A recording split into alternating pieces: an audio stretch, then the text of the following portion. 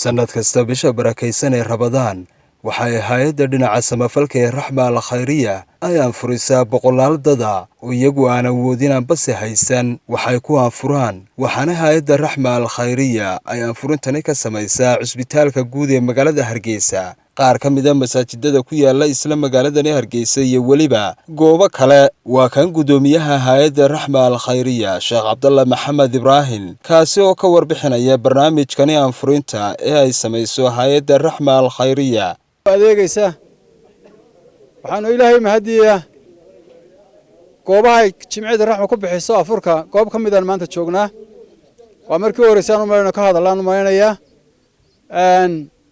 si fiican oo socotaa ilaahay waxaan ka baryaynaa inuu gabagabeeyo si aan u wadno dadka nagala soo qayb galay ee dibadda gudubba jooga aad baan ugu mahadnaqaynaa waxaan leenahay ayaamkii u dambeysay baan joognaa raxmadkiisa ilaahayna siiyay nibcayna ku jirnaa maanta waxaan u baahan ducaynu u baahannahay waa ayaamkii u dambeeyay aynu ku jirnaa Ramadaan waxaan u baahannahay inaan caawino bulshadeena dan yartaa inaan caawino ka wada qayb galno dhamaanteen dadkeena inaan caawino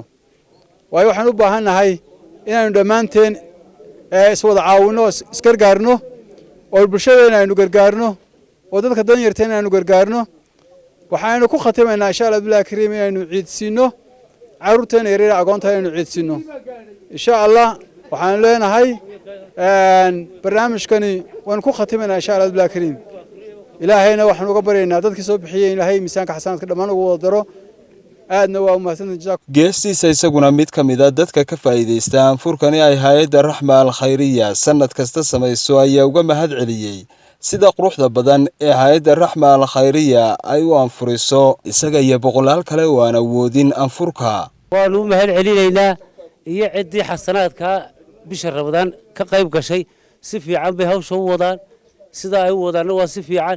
cidii xasanaadka geysatay bixisay bisha Ramadaanna ilaahay ka ajarsiyo iyagana ilaahay ka xasanaad siiyo si wanaagsan bay noogu wadaan way noo bilaabeen Ramadaantii si fiican bay u dhamaanaysaa Ramadaantu khayrkeegana ilaahayna si ciid wanaagsan Maxamed Umar Daariq RTN Hargeysa Somtel isgaarsiin socdaasho satellite-ka lagu xiray sakanka go'een bay Somtelna siisay kaalay la saaxiib Somtel waxay idin haysaa internet xawaare sare leh ku shubo $5 oo kaliya oo hel 6GB ku shubo $10 oo hel 13GB ku shubo $20 oo hel 28GB ku shubo $30 oo hel 40GB adiga oo kaga shubanaya adeega casriga ah ee dahab sidoo kale ku raaxayso adeega muraad ku shubo $3 oo hel 10 daqiiqo oo ku hadala ku shubo $5 oo hel 2000 oo daqiiqo wow kala xiriir faahfaahintaas dheeriyana nambarka macaamiisha ee shaashada kaaga muuqda 151